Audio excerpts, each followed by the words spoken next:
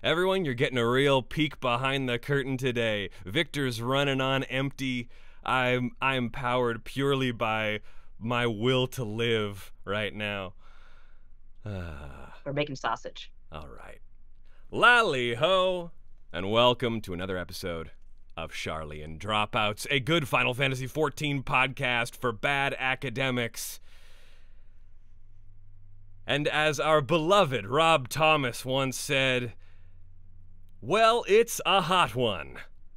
I'm here with my co-host, Honorary Archon Nadia Oxford. How the hell are you, Nadia? And do you have any information about Rob Thomas for us? Yes, Victor, I am a fount of Rob Thomas knowledge, and I will tell you that actually when he worked together with Santana on that song, Rob Thomas was playing Silent Hill, and it freaked out Santana so bad that his next album, I think it was called Psychedelic or something, was based around just, I guess, the vibes of Silent Hill. Second fact, Santana is my dad's favorite guitarist, and he was so pissed off because he hates that song. Really? Yeah, he doesn't like that song. He's like, Santana could do so much better than this. And I mean, I love the song, but for all I know.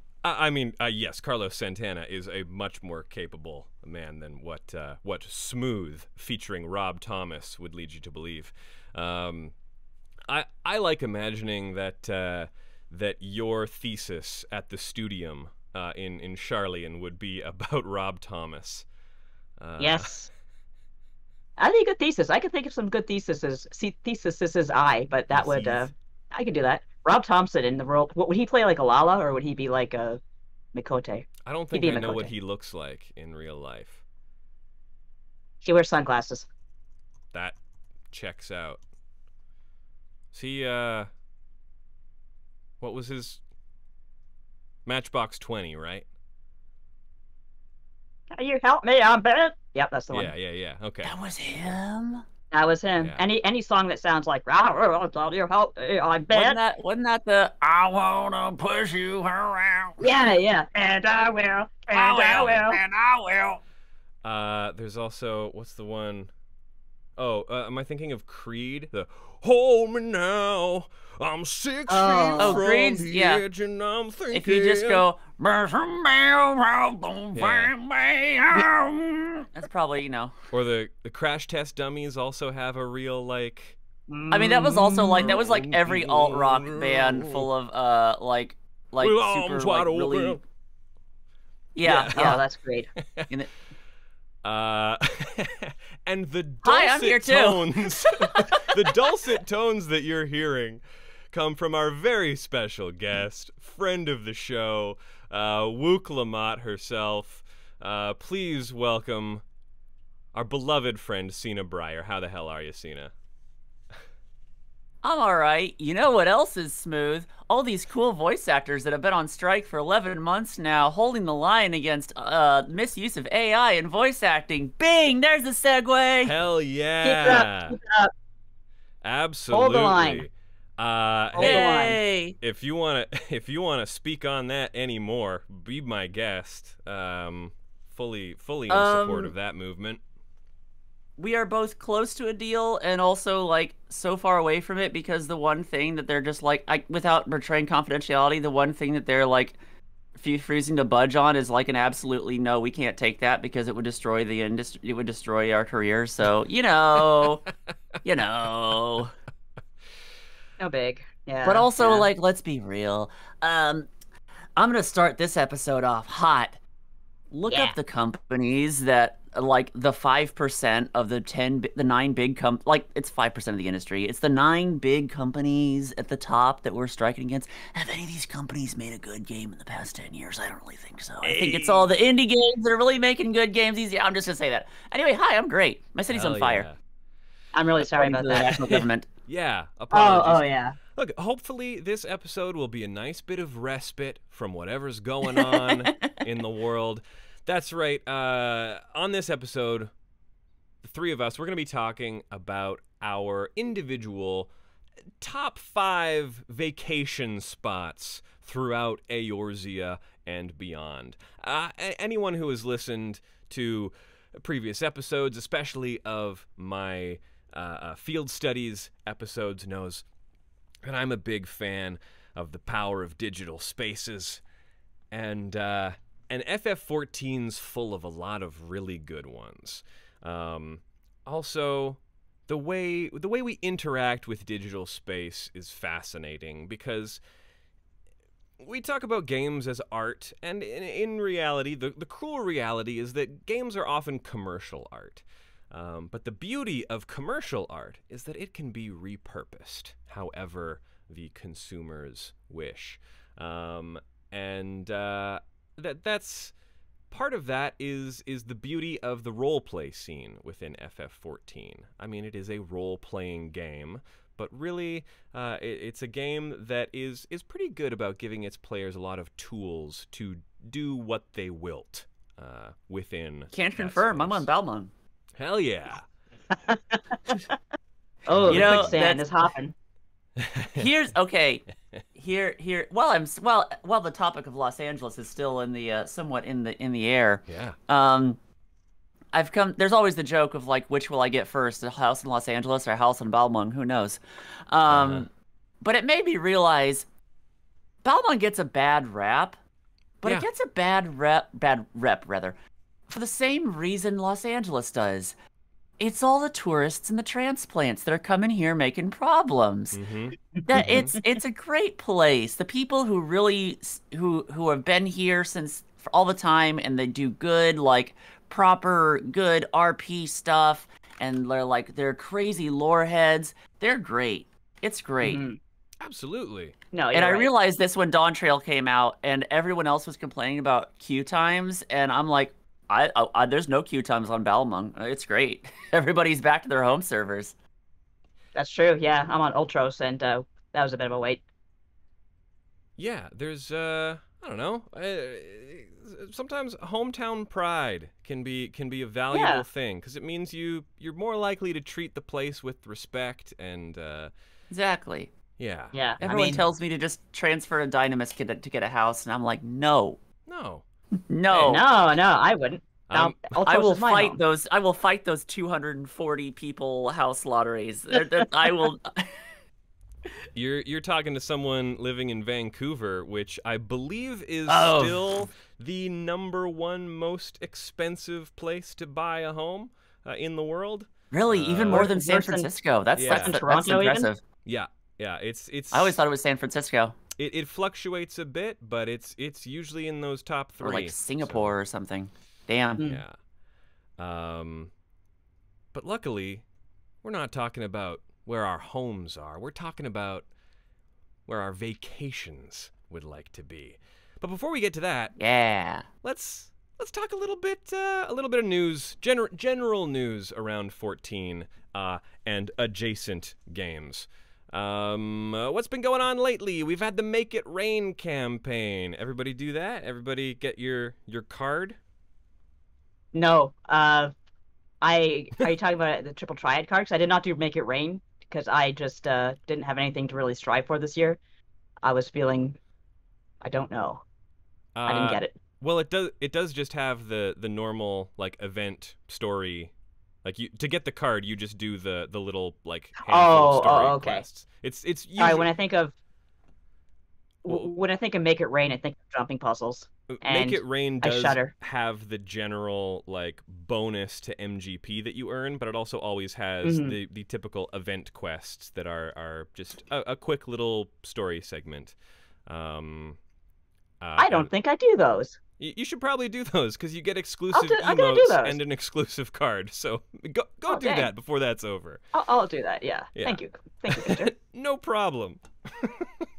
I mean, otherwise, I go ahead. did do it because I live in the American Southwest. We'll do anything to get rain. Ha. Hey, all right. Please God, Make It Um, Rain here. Well, also, I want the Wuklamat card, and you get that by getting a certain amount of Triple Triad cards. So anything I Oh. can get to get a free Triple Triad card, I will take. Yeah. I am beating one NPC away from the Sphene card, and I think I'm. Ooh, that's the nice. hard one. Yeah. I think. Oh wait, no, I'm- is it? One of them is beating NPCs. I think maybe actually it's Wuklamat is beating NPCs, and Sphene is collecting cards. It might Sphene is the be. harder one. I remember Yeah. that. Either way, I'm one NPC away and I'm I think 6 cards away from the other one. So I've almost got my Dawn Trail Queens. I'm so close. Nice. I have been trying with the cosmic base building. I have not gotten that vacuum suit. I'm gonna go insane. Oh sure. I've gotten so many glamours. Although I did get this pot of. I got a pot of metallic ruby red dye, and it goes for a ridiculous amount of money on the board. Sure. And so that's something at least. But I want that big stupid suit that fires beams and plays Sid, Hey Sid or whatever it was. Oh, you meant the mount. I was thinking the spacesuit that you wear, the glamour, because I was about to be like, I'm so sorry, I got that my very first spin. I haven't gotten that, but at least I can earn. Like, I think those are the same glams you get if you like earn and you can like pay for them, right? No. Is it different? Yeah. There's the like Star Trek suit that is the one that you pay for, and then there's the like astronaut suit that is the one that you have to win. Oh my god, I want to be an astronaut. I want my kitty to go to space. I made it from I did it for my Sage glam, and I made my little my Newlands. I had to think about what the name was. The Newlands. I made them like space look too, and my portrait is the space background, and my character like what? Very cute. I love it when people get creative with their portraits and just like, you go into a dungeon and you all start running and some guy has just his portrait sideways somehow. Yeah. I don't know how he did it. He did it. Adjacent to 14 events, well, I've got Sena here. We might as well talk about the FF11 events that are going on right now. That is fair. I'm glad that they're going on. I've been taking a break from 11 for a while. Sure. I'm so sorry. That's fine. That's I totally haven't done them. Hey, that is. Did you get? It got to the point I was already paying for 3 MMOs at once, and I'm like, I can't. That's dedication. Don't do that. I had my 14 account. I still had because I dropped. Well, I technically wasn't paid for it anymore. I had dropped 3 months on WoW Classic for a collab back in April. And then EverQuest had a new time progression server, so I had to drop a month on that. Oh my gosh. I had to go make a Dark Elf Necromancer and go kill skeletons. I had to do it. So, did you not get your Mog Bonanza weapon in 11? No, I didn't. Sorry. Oh, that's tragic. I've been following the news though that they added a race change to the game. Yes. So like they're adding stuff that nobody ever thought was going to exist. I swear they got to be building up towards something big. They got to be. I don't know. I don't know what they're doing. But yes, there is a Fantasia equivalent in FF11 now. I believe it's $11 US to give your character a race and gender change if you wish. Yeah, it's very exciting. It's interesting that they did that because nowadays, like, I haven't gotten to nowadays endgame because I've been playing it through a stream series, so I've been playing it very slowly. But apparently, like, nowadays, unlike back in the day when, like, your choice of race mattered a ton, like, as far as, like, stats went, nowadays it doesn't really matter as much. Yeah. So it's like, yeah, okay, our one excuse for it doesn't really exist anymore. We can code it to fix all that. I think the numbers have gotten big enough that the race-specific changes are pretty negligible. Though I will still even the stuff like Galka MP and Taro HP, I guess. I feel like I've run into that a bit. I've seen some pretty some pretty dramatic differences, but I don't know. I'm also nowhere near endgame stuff. I'm I level 119, but that doesn't mean anything anymore. That's oh wow. I'm still quite a ways away. I've purposefully not leveled my character too high up because I don't want.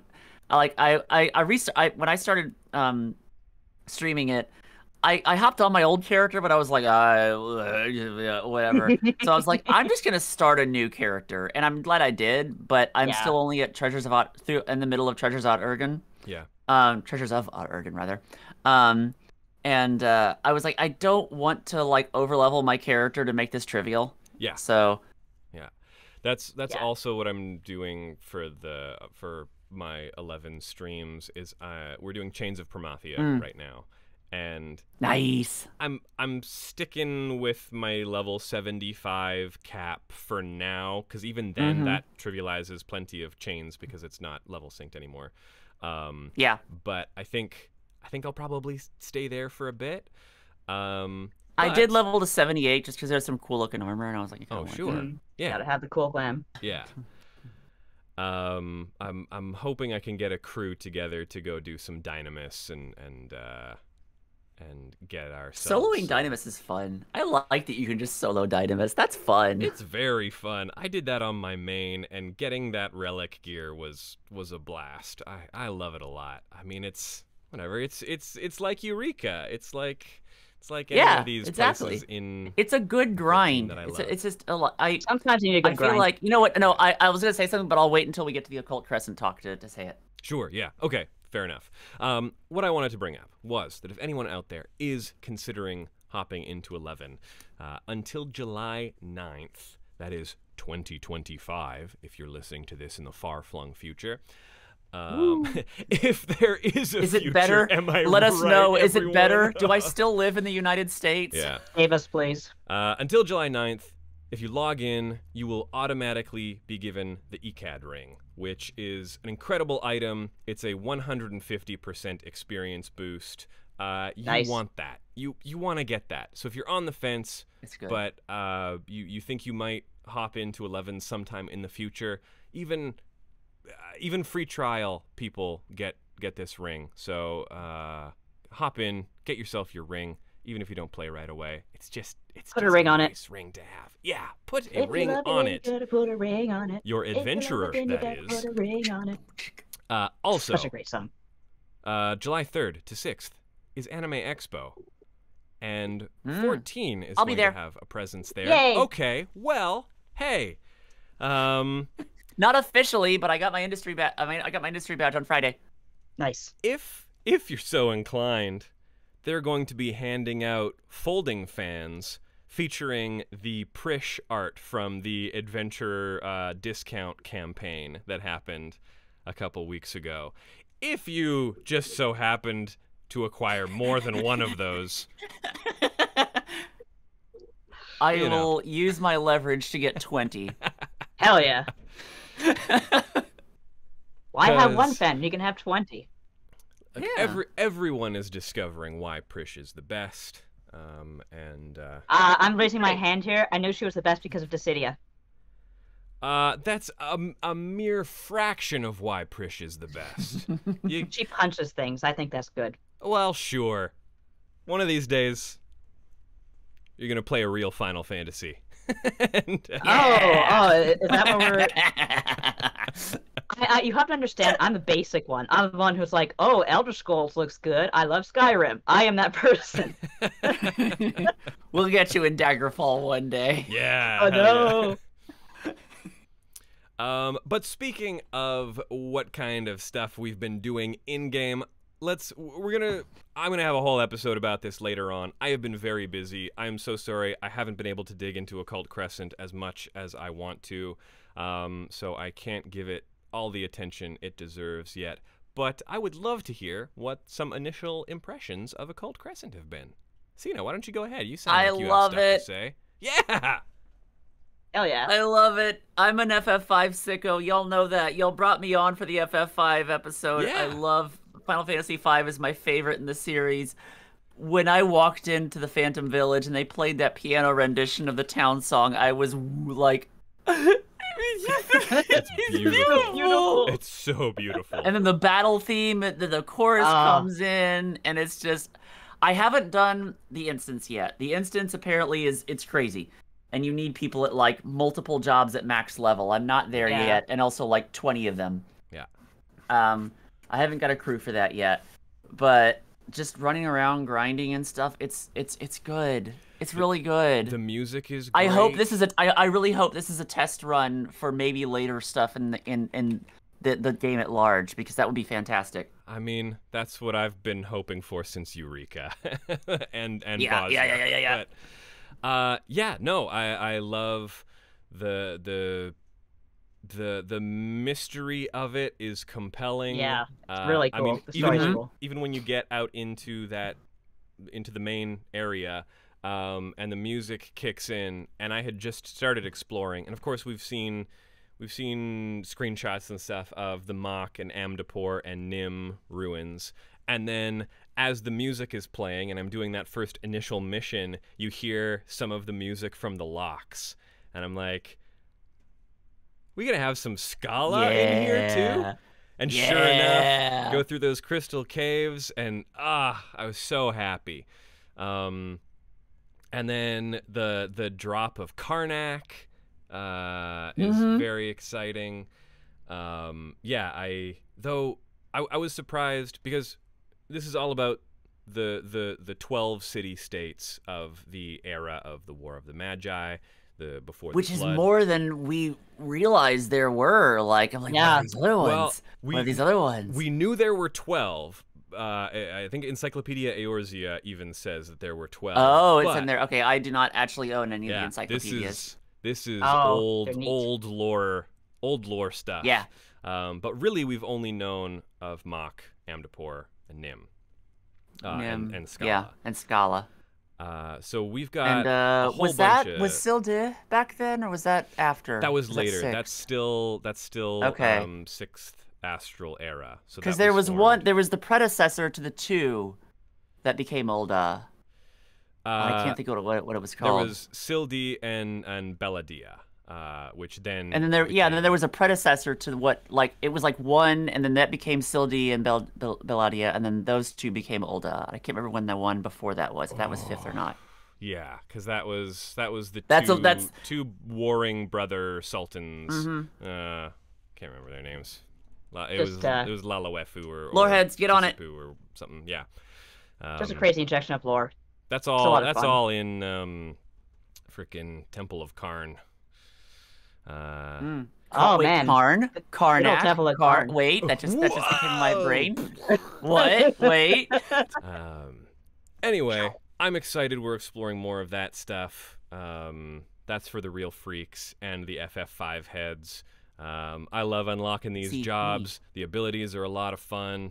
I love popping Romeo's ballad, get that 10% experience boost. Yeah, a lot of these abilities feel great. I've heard Cannoneer is super fun. Gets pretty bonkers. I'm so jealous of everyone who has Oracle, because I cannot get Oracle for the life of me, and it sounds like the silliest. It sounds so silly. Does that drop from a critical engagement? It's like your abilities fire off like in a set amount of time before or after you use it. Yeah. So you have to predict stuff. And what's really amazing to me, and this is why I kind of hope they're like, this is more like, I hope they're looking at the job system and how much people are loving it for, like, maybe, future expansions to bring more horizontal progression. Yes. Because, like, yeah, some of the abilities are silly, but people are still thinking about how to use them strategically and how to, like, it's not just, like, how a lot of people look at Blue Mage, where it's like, oh, it's silly. It's like, okay, it's silly, but how do we do this? How do we make this work? Yeah. Yada, yada, yada. Because, like, yeah, chemists can just revive someone every 5 seconds, just like that, whatever. But it's like, okay, well, it has a time and a place for everything. Here's what you're sacrificing by picking that up. Here's the, and I love how much people are getting into it and not just viewing it as a goofy thing. No, I love it. That's really cool. It's like, when people start figuring out fun combos for the lost actions or the logograms. Like, this is the stuff I love. And part of me does wish that it carried over into the main game a little bit more, but I understand that then metas form and it gets tough to tune and design for, and then all of a sudden you're designing for the meta, so people who don't abide by the meta get left behind. Yeah. But also at the same time, it's fun. It's really fun. It's fun. A little bit of broken is good as just as a treat. We can have a little broken just as a treat. Yeah. I always feel like in video games, especially online games, if you design for the meta is such a tiny percentage of the population, and also I feel like people who are at the meta level, like the highest tier raiders, don't like they'll play whatever's good. It doesn't really matter. Like, oh, I don't feel like too many would be like, but my, I'm just gonna say my black mage because I play black mage. But I love black mage. I want to do black mage. They'll be like, well, I'm playing Picto. Okay, Picto's better. Whatever, higher numbers. I'll play Picto. Yeah. So it's like let us go sicko mode. So those who want to be silly can be silly, and those who want to be the very best there ever was will just pick the meta. It's like, whatever. Hopefully Beastmaster will throw a little bit of that. Oh, I am so I can't wait for Beastmaster. Beastmaster. Okay. I think it's going to be Aaronville, by the way. I think it's going to be No! Nadia, play Baja. that's But I like okay, Aaronville. here's my reasoning. So, I don't think it's going to be Aaronville. Preface again with I can't say I don't know anything. Haha, I have to do this every single fucking time. But why would he be Beastmaster? I don't think it's gonna be Aaronville because with Blue Mage, you unlock it after being the Ultima weapon, and Aaronville doesn't show up in the MSQ until Endwalker. Yeah. So how would they bring him in before then? Yeah. Same thing with same thing with Lion though in Bozja. Like how would they bring him in?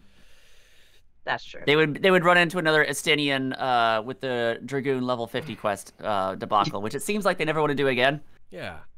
What happened there? That sounds really interesting. That sounds like a cool mess. If you level Dragoon, the level Estinian is the boss fight of the level 50 Dragoon fight. Right. And he's like, "Raw, I am yada yada yada," which is really weird if you like don't unlock Dragoon until like Shadowbringers or something, or Endwalker or whatever.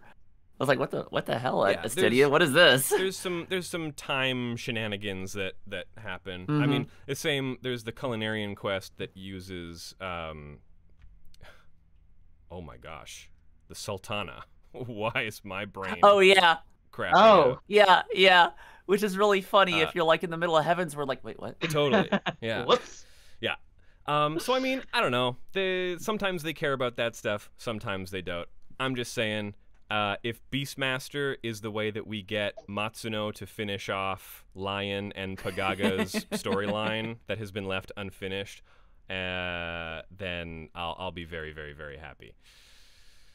I think it's coming eventually. I think there'll be an expansion where they're brought in. I hope so. Because Nadia, Occult Crescent, thoughts beyond what we've...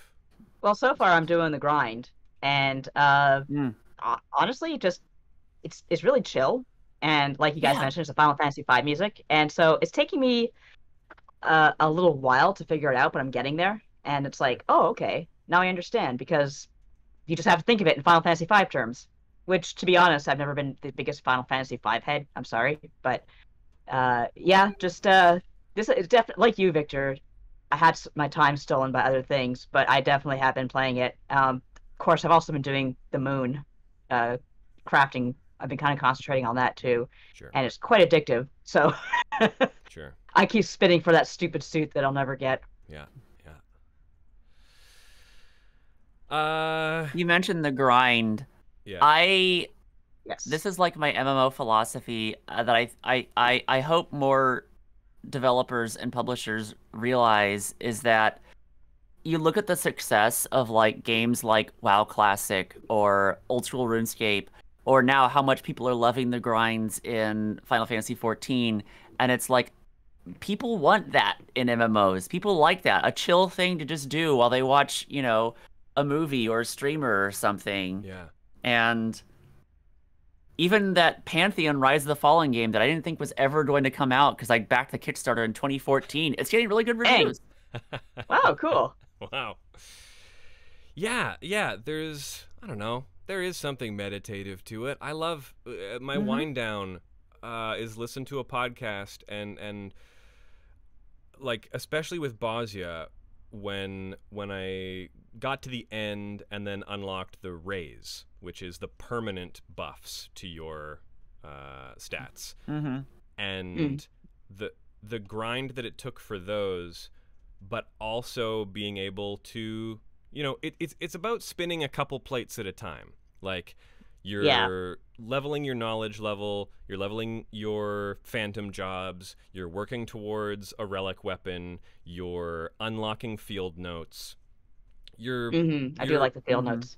Yeah, there's God, you gotta play Bosnia. Yeah. I know. I have my friends in the chat telling me they're going to drag me through Bosnia, so don't worry. Chat, I've been trying for years. Like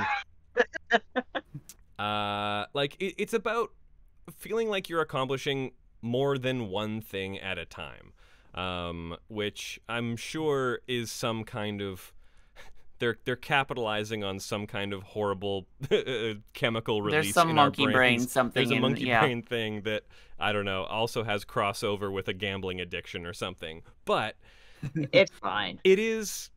I find it very calming. I like it a lot, and I like these zones for how much they force you to engage with other players and to communicate, and that's why I'm really looking forward to Fork Tower whenever I get to it.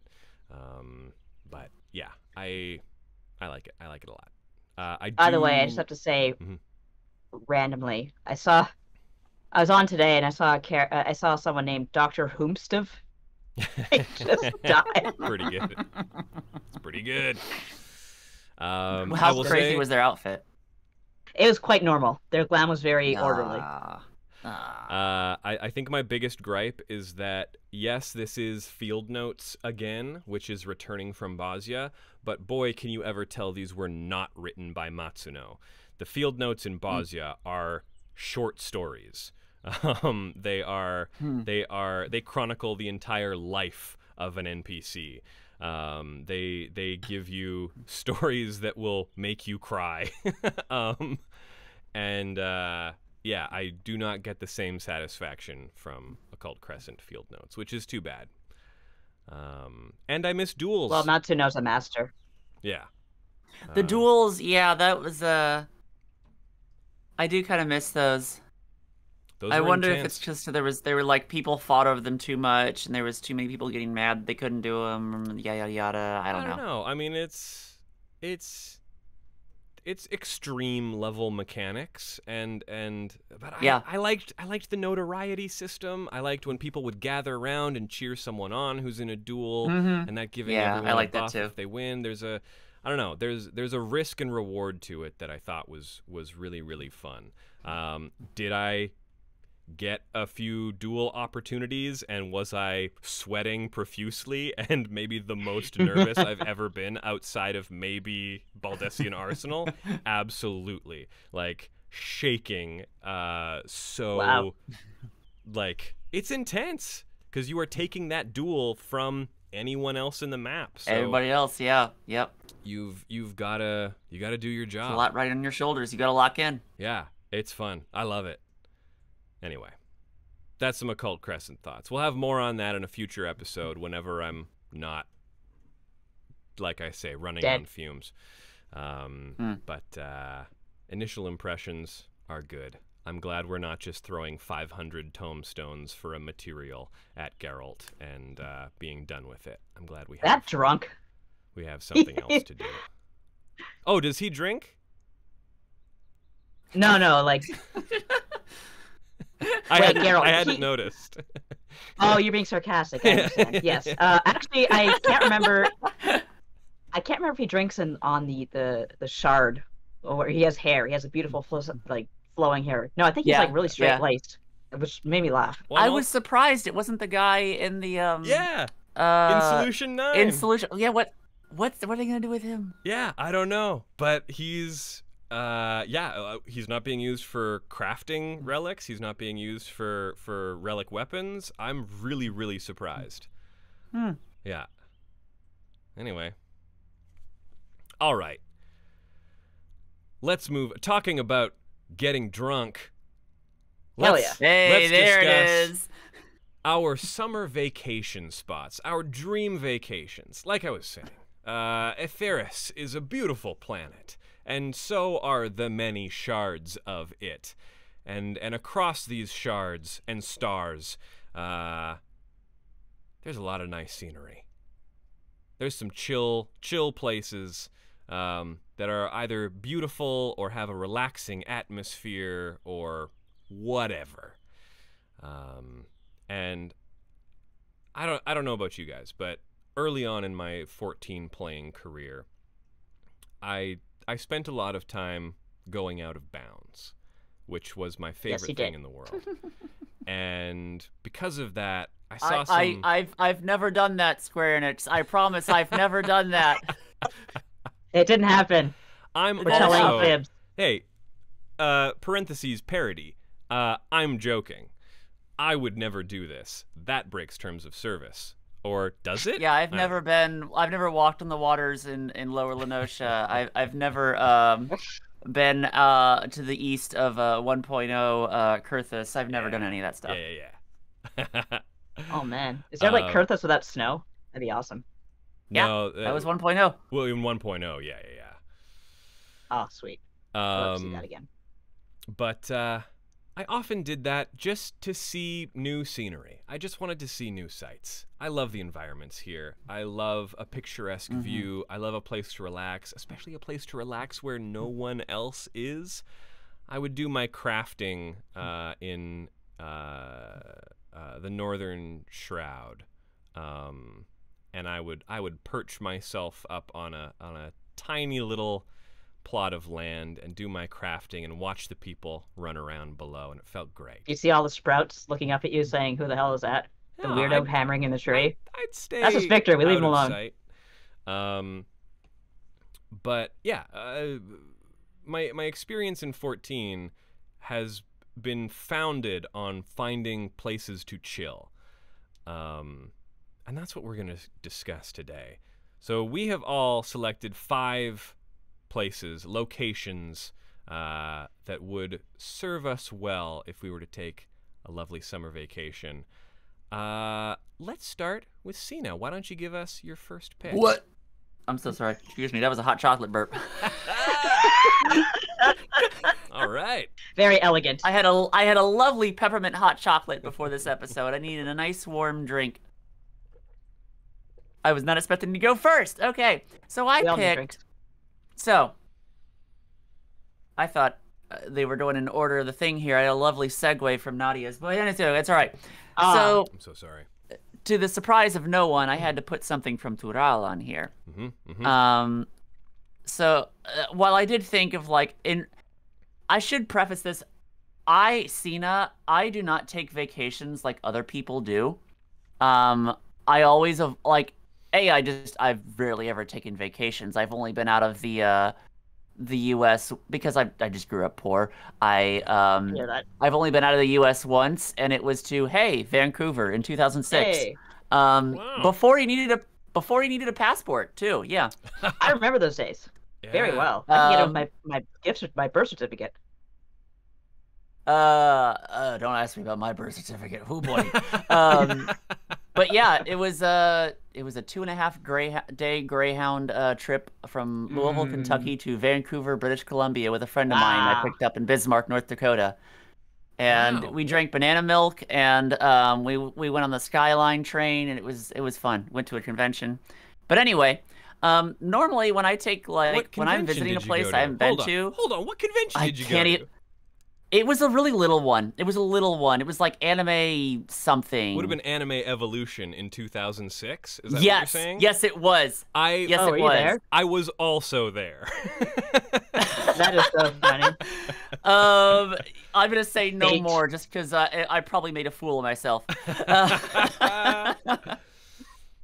Fantastic. Anyway, yeah, I don't like to do the touristy stuff. I like to walk in the streets. And I don't rent a car. I'll take public transit places. I love to see nature stuff, but I also like to go to mom and pop shops and eat the food that you aren't normally gonna get or stuff like that. Of course. If I ever, eventually get to go out of the country to wherever, I want to do the weird things. I want to go to Turkey and get one of those barbers who just fucks your shit up. The ASMR videos on YouTube. I want to go to one of those, or go to stuff like that, the weird stuff. So awesome. That being said, we'll get to the weird ones later. My favorite zone, possibly in this entire game, is Urkopacha. I love Urcopacha so much. I would love to live. I would love to visit the Peruvian Andes in real life. Same. I would love to visit Machu Picchu, even though I know there's significant touristy problems with Machu Picchu. Sure. Which is also possibly why, hey, as far as that goes, I would love to climb Orkozormor in Urcopacha, which is also a sacred mountain, a mountain sacred to indigenous peoples. But it would be really pretty. It'd be fun. Would be nice. It'd be fun. You could also, then you could climb back down, or before you could get some. You can get some mezcal. You could. I'm sure they got coffee there. They got coffee fields. You could get some coffee right from the fields. Brew it right there. You know that would be delicious. And then go up and visit the ruins and see the sights. My favorite screenshot of all time. There's that to the east on the upper level of Urcopacha. There's that big lake, which is right around where the instance entrance to fight Valle Armanda is. Yeah. You can see in the mornings. My favorite screenshot I have. It was the morning. It was foggy, and I was out looking over the lower part, and I'm like, of course, this was right when they dropped the graphical update, and I'm just like, this is absolutely gorgeous. I want to be here in real life. Totally. Which I don't say often about Final Fantasy XIV zones, because a lot of awful stuff happens in Final Fantasy XIV. I would love to visit Radzat Han, but half the population got turned into horrible monstrosities, so I don't know. They also have that one, well, I'm not going to say anything because it's a spoiler, but there's just a certain pool where something happens, and then you go back to that pool for just a silly quest to clean it, and I'm like, is this really what we should be doing? Oh. The one in the one in Thavnair? Or no. in Yuktel? No, it's in it's back in Thavnair. Yeah. Anyway. Oh. Yeah, totally. Yeah. So first of all, I also adore Urcopacha. I think the salt flats, they do a thing with those salt flats with a forced perspective, and then they curve around one of the other mountains, and it's it gives the impression that this place goes on so much farther than you can actually see, which is one of my favorite and I'm things glad they've learned how to do that now, because I would also in real life love to visit the Mongolian steppe, but because of the limitations at the time with Azim steppe, it's surrounded by the big mountainous areas, and I would love for it to just be it looks like it just goes on forever. Yeah, there's I would absolutely play an expansion set on the steppe. I want to be with the 50 tribes. Their lore is so interesting. Look, this is the complaint I've had since Stormblood is even when you look at the world map and you see all of the things that are labeled in Eorzea, and then you see how less dense the rest of the world is, because they, of course, want to bring people to new places and expand the map and show things off. But I do miss that time when we got the attention to zones a little bit more. I mean, we got so much of the area surrounding Ishgard and even a little bit into Alamigo. But yeah. A Realm Reborn, I can't think of the park designer, the real world park designer.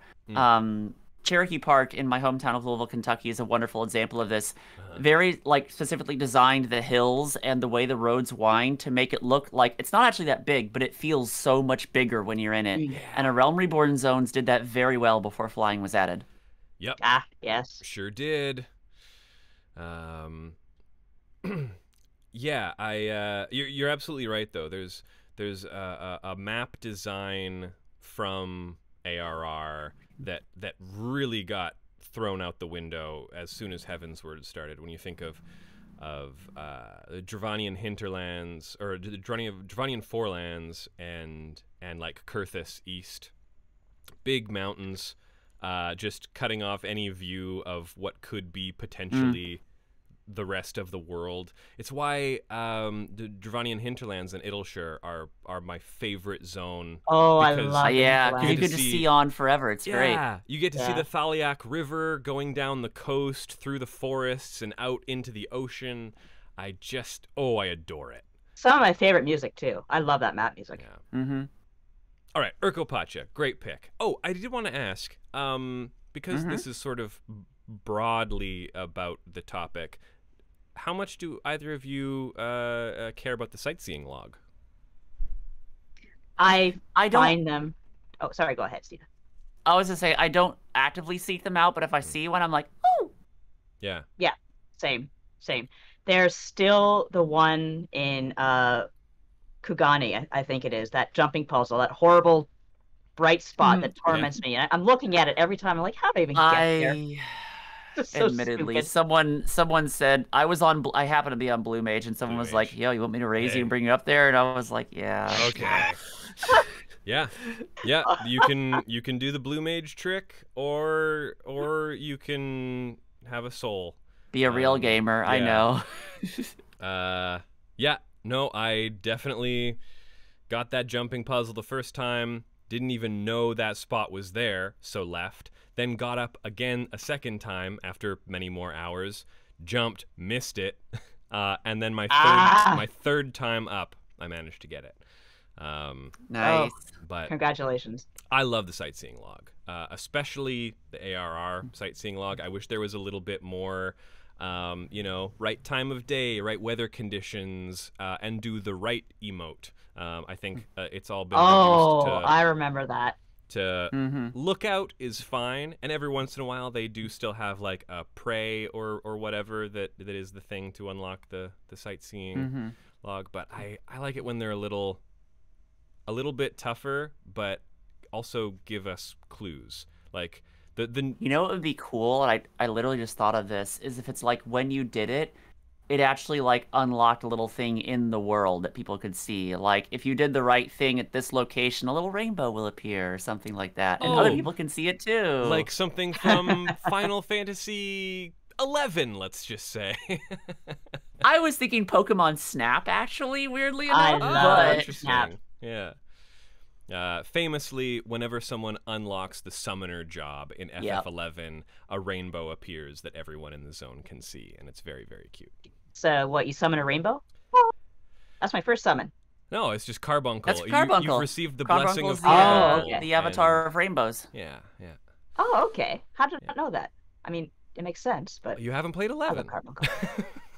That's true, but I know Carbuncle really well. I didn't know he makes rainbows. All right, Urkopacha, great pick. Love it. Nadia, let's hear your first pick. I kind of picked Urkopacha as well, just that whole area. Here's the thing. I didn't think I cared about Peru until I played Final Fantasy XIV Dawn Trail. And all of a sudden, I can't remember, I think what did it to me was I came in the map from a certain angle where I saw those like salt flats and that kind of descending step, like that coffee field, like everything just kind of laid out, all the agriculture and the just the way the land was set up. And something about the graphic upgrade did a lot of good for that particular zone. Like Sena was saying, how the sunrise and all that is like really striking. Suddenly I'm playing this game and I'm like, I really want to visit Peru. In fact, I looked it up before we started, and that's how I realized, at least according to Canada, there's a lot of problems in Peru and you should be careful when you go visit. Which I mean, I would be I think I'm a smart traveler. My main thing is that I want to ride an alpaca. I want to take an alpaca tour through like those mountains. The thing is, like, we're talking about summer vacations, and I feel like that area would be a good break from the summer heat. Like, I don't know Peru's climate very well, but I feel like in the mountains, just that when you go into the mountains, you can feel the cool air kind of descending upon you in that area. Sure. And it's It's just so also Southern calming. Hemisphere, so it would be winter then. Oh heck yeah. And Yeah. you really get to freeze your butt off, I suppose. Yeah, I just love the calmness of the area. The music is fantastic. And I would just like to hang out with some alpacas. Maybe talk to some pilu-pilus. They seem like cool people. I can cut this out, but is that you have listed Yaktaral? Is that are you using Urkopacha as your first pick then? Yes, I kind of like generalized there, but yeah, Okay. Urkopacha is definitely my favorite part. Okay, cool. Did you I don't know if this was a Canadian thing, but did you have a large social studies unit on Peru in middle school? I did not. We learned about the Huron Indians. So did we, but for whatever reason, I think in grade 7, maybe, we had a massive unit all about Peru. I mean, I'm not gonna like complain, but why Peru? That's an interesting choice for a I don't Canadian know. social studies unit. It's I have I no feel idea. like I could not tell you what it was, but I feel like the same thing happened in the US in my state where it was like there's one place that they just really fixated on. I guess that's just what the book had in it. Yeah, some weird curriculum thing. NK Dude in Maybe chat somebody says that they also had a major unit about Peru. is this a conspiracy? This is so funny. Very strange, very strange. The Peru Tourism Board infiltrated the U.S. and Canadian boards of education. All right, my Llamas. first pick. So, my picks are largely informed by some vacations I have had myself and places I grew up. I grew up in what is essentially a resort town. I grew up in Canada's literal desert. It is a semi-arid desert. It is closest in climate to some parts of Southern California. It's a rain shadow, isn't it? It is, yeah. So I love the heat. I love desert climates. And I also grew up in wine country. Now, I could have gone. Okay, all right, okay, save it. Look, I was on the train back from GDC, and 17 drunk wine aunties came in from Paso Robles. Not interested in them. That is a scourge on wine country is the wine moms and the wine aunties and it's truly a nightmare. But if you know where to go, you can avoid all that. So I like being around wine. I like being around wineries. Now, I could have gone with Eastern Lenosha. Is Costa del Sol. There's Wineport. Places that I did initially fall in love with in A Realm Reborn. But we're from Eorzea. We're from Eorzea. That's not vacation. And that's just not deserty enough. So we're going out to Evilise. We're going to Rabanastre. I want to be in the middle of the desert. Because the other thing that was in my hometown was water slides. And if you've done the 24-man raid, you know that beneath the streets of Rabanastre lie Garum Scythe waterways. And also, we talked about this on our recent Pantheon of the Blood God episode, all about Vagrant Story. Matsuno loves wine. He's got a whole quest line that I think has been removed from the game now, where his in-game character is trying to find a bottle of wine for his wife, and that is, of course, the Leamond Valens Red. So if I'm in Rabanastre, I get the water slides, I get the desert atmosphere, I get the wine, and chances are I could hop on the Prima Vista and see a show. If I get theater, wine, water, desert air, I'm a happy man. I have a question. Are water slides still a thing in BC? I feel like they all died in Toronto or at least Ontario. Because when I was growing up, there was, like, we took a lot of vacations to Wasaga Beach, which is, like, the longest freshwater beach in the world. And they had these, like, real boss-ass water slides that went, like, under a McDonald's, went over a McDonald's. And if you tried to get milkshakes at the McDonald's, you get splashed on. It was great. It burned down, and it never got replaced. And those were, like, the best water slides they ever went to. And there's, like, other parks that we went to, and they shut down. And maybe they're just like, well, you have the lake, you assholes. You can do something else. My hometown water slides are long gone, and there's now apartment buildings there. That was also the arcade where I first played the Dungeons and Dragons arcade Shadows over Mystara. Yeah, it's where Tower I of first Doom. played Bust-A-Move. It's where I first played. What else? There was a bunch of great arcade machines there.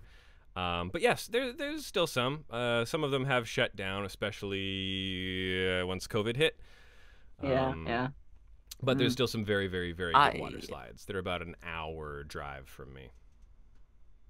I have never been to any of the parks here in SoCal because I spend all my money on living instead. Yes, of course. Because I live in SoCal. Yeah.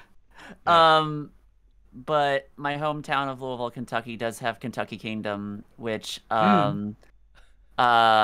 some it's a great park. It was originally owned by like privately owned, then sold to Six Flags, then Six Flags closed it down in like 2009 or 10 or something, and then it reopened about 5 years later. And it's got some great water slides, some great roller coasters. And the last time I went back to visit my folks was the first time I'd ridden a water slide in a long time, because this was the first time I'd been to a water park post surgery. So I was like, I can wear a bathing suit! Yay! All right. Hell yeah. I love water slides. I'm a So do I. bad swimmer, though. I'm a really bad swimmer. Really? Oh, I'm a good swimmer. I can't. swimming. I most of it stems from I just can't open my eyes underwater. Even if there's no chemicals, it's fresh water. I just can't do it. No goggles? I can wear goggles, but then I can't see because I have bad eyesight. I get that. So I understand. yeah. Well, why don't you use that bad eyesight to read off your next pick for your top vacation spots? I think it's oh, there we go. Put my bifocals on. Get your cheaters As the intro music, I think this is the intro music you chose, alluded to, this was my first pick, actually. I knew I had to pick Alo Alo Island. It's stereotypical. It's, you know, it's fantasy Hawaiian island, which, hey, while I'm still on the topic of troubling places to go and visit and be a tourist at. That have ruined places. Yeah. I've always said, like, I would love to go to, like, an island that nobody lives on.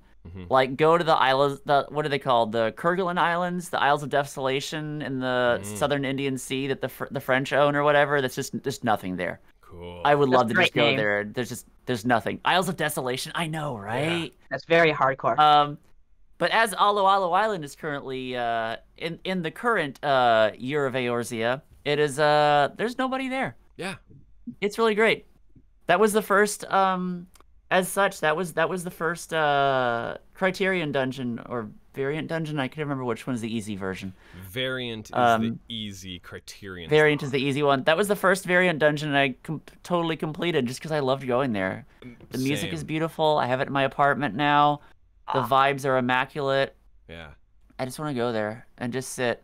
I love going to, like, a beach bonfire there in LA because when it gets dark, it actually does get, like, quiet, and you can just sit there at night and listen to the beach waves, and it's beautiful. I love that sound. It's my favorite and sound in the world. The weather, when you take the left route and you go along the beach, and sometimes you get that rainstorm, and sometimes you get you don't, and you just get And that they have sunset. that huge where the water has eroded the lower levels. Yeah. So you're in It's the so caves. amazing. Very level 4 in Dark Cloud 2, like coastal caves, and just sit there with the rain pouring. My God. Oh, I Good love stuff. it. I spent so much time in G-Pose there. That was me and my fiance. That was our dinner time game for a while, was just finding new routes through Alo Alo. We both cleared all of it together. You know, there's a mod that I totally am not going to use. Parody. That I need to look up if it's still being worked on. That it's probably super janky, but it basically makes it compatible with VR, and I'm like, that would be a great place. Wow. I have That would be been amazing. dreaming of 14 VR for so long. I have a MetaQuest 2 just sitting in my closet from work that they haven't asked for it back. That's how you get a lot of shit. Of course, when they ask for it back, I'll give it to them. But at the meantime, that would be so great to just sit there and just be like, na na na na, and you're just like, yeah. Also, the location of Statusy, maybe my favorite boss fight in the entire game. I love her. Oh, that's a fight, all right. Yeah, absolutely adore her. One of my favorites. Nadia, what's your number 2 pick? For my number 2 pick, I have Ilmeg, which is okay, bold choice. Yes, it's a very dangerous choice, but here's the thing. The fairies in Ilmeg, some of them are malicious and will kill you. Some of them aren't malicious and will kill you. And I think the ones who aren't as malicious, you can try to reason with them. Like, please don't turn me into a leaf man or leaf woman. I'll play with you. You know, you want to play? We'll play Battleship, and maybe that way they'd spare me. And I say to them, "Look, I can't play Battleship if I'm a leaf person." And they have to say, "Okay, that's fine." Sure. But Ilmeg, being of like Irish ancestry, I love the adhesion to Celtic lore, Celtic mythology. It does it really well, and I actually love the fact that these fairies, even if they don't mean to hurt you, they will probably hurt you very badly because they just don't know what they're doing. With the exception. That's very Celtic Fae lore. It's extremely. I swear to God, someone must have cursed my family back in Ireland because we're all short as hell. Must have been a leprechaun. But yeah, Ilmeg is a beautiful, beautiful, beautiful map, and that lake that has the Sunken Kingdom in it. I fucking love that lake. I will swim in that lake, even just as my my warrior of light. But if it existed in real life, like I have a real weakness for water. And especially water, we can see the bottom of something, like you can see like ruins or whatever, and it's just crystal clear. And I know that water is full of those weird frog guys who will drown you. They're like the malicious fairies. Futa, I think they're called Futa. I'd have to look out for those. You can't reason with them. They're very mean. They just want you to drown so you can be one of them forever. But generally, it's not only the water, but the history of that area is so interesting and just like kind of buried under basically fairy lore, because you have to talk to them to find out what happened to this place and the flood of light and all of that. Yeah. And also it has Anden, who's a bunny boy I like very much. He is very cute, and there's actually a really funny quest that you do with him when you're doing that. It's a delivery quest, as I recall, and you're kind of trying to gradually reveal what species is this guy, and you're getting clues every single time, like, oh, he's not a Lala fella because he's tall. Oh, he's not a Hume because, I don't know, he's not obnoxious. But you slowly reveal who he is, and then you find out like, oh, he's a male bun.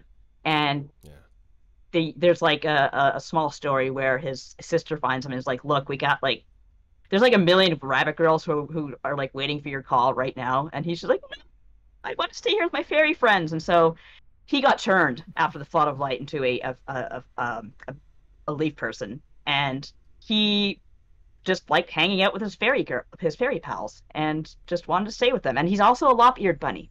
His ears go like this. You can't see, but I'm making like the lop-eared motion. So yeah, I would absolutely visit Ilmeg. The lighting in that place, like just the rainbows and the reflections and everything, it's just such a mystical, lovely place. Yeah. I love it before it gets cleared out, when there's just mist in every direction. Oh, it's so gorgeous. I love it. I do kind of miss some of those maps where you see them and they get cleared and then they never really go back, like Eorzea. When you first go into Eorzea and see, not only that, the really interesting thing about Eorzea is that the song Unmatching Pieces, it's the only song that doesn't loop properly in the game. Like every other map song, kind of goes until completion. It stops for a while and then like lets nature sounds in and then starts again.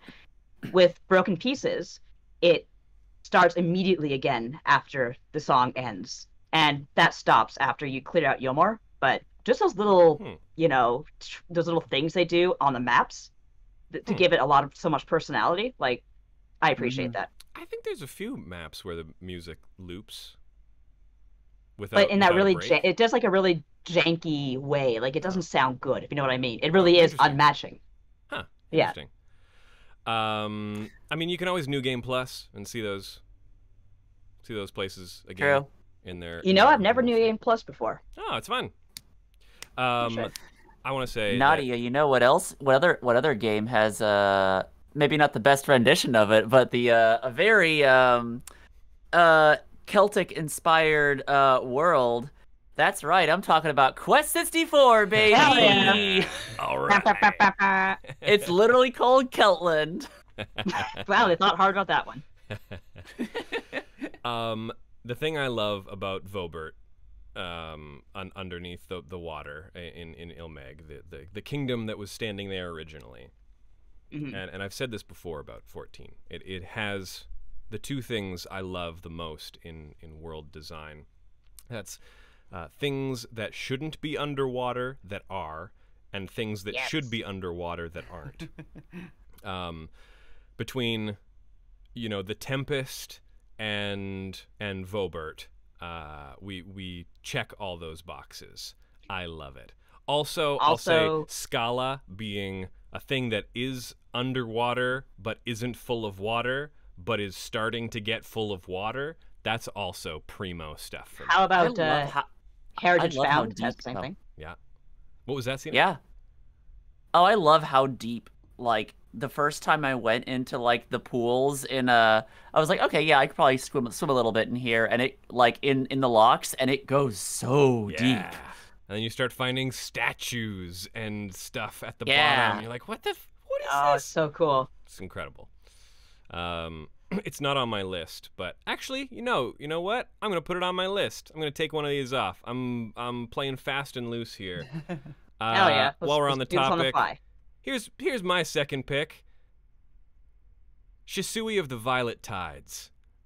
Speaking I was thinking of putting that on my own. Yeah. Speaking of swimming places, gosh, that just goes on forever. You think there's no way there's something this far down. This is like, am I still going? And then you see that little faint glow. First it gets real dark. And then as you get deeper and deeper and further, you see that faint glow, and then it emerges through the crevasse, and it's just gorgeous. I love it. I love it so much. Is that the Stormblood underwater dungeon? Yes, that's in the Ruby Sea. Yeah. That's where someone called me the worst dragoon ever, and I'll always remember that. Oh no! Someone was just like, "Wow, you are the worst dragoon ever," and he got yelled at by the tank, and the tank apologized to me. But yeah, I was so offended by that. I mean, he was right, but oh. Sena, I love your third pick. Let's go. Oh, you're not elaborating more on Shisui of the Violent Tides. You just all right. Hey, we've been here an hour. We've got to move things a tiny bit quicker. All right. But my also, third pick. Look, we've had our nice, lovely times in Urkropacha and Alo Island. It's time to go full tourist. Go for an we need to go to an amusement park, and we need to go to an amusement park we're gonna have a horrible time in. No, we're going to the Strayborough Dead Walk, baby. Yeah. Hell yeah! I ain't afraid of no ghost. The entire dungeon is a stage play put on by ghosts that have been in purgatory for 10,000 bajillion years. Yeah. It's gonna be memorable, if nothing else. There's crashing Ferris wheels. There's escaped lion monsters. There's everything. We're gonna get some scars. It's gonna be great. Yeah. I say with a single tear rolling down my cheek. I actually have not done that yet, but I know kind of the story behind it. Oh. And just the area of living memory is so depressing that I have a hard time going there. It makes me cry. Consider yourself very lucky you didn't have to do it for expert roulette every single day for like 3 months. Oh yeah. Oh my god. Did I absolutely get hit by the Ferris wheel 75% of the time? Yeah. Yeah. That one I escaped purely because the tank would charge off ahead, and I'd be like, "Thank you, ethereal manipulation." Nice. Yeah. I love it here. This was such a fun. I was so surprised that at this point in time we hadn't done like a haunted carnival kind of vibe. We kind of gone adjacent, but never like we did like the anti-tower or stuff like that, but never really had that.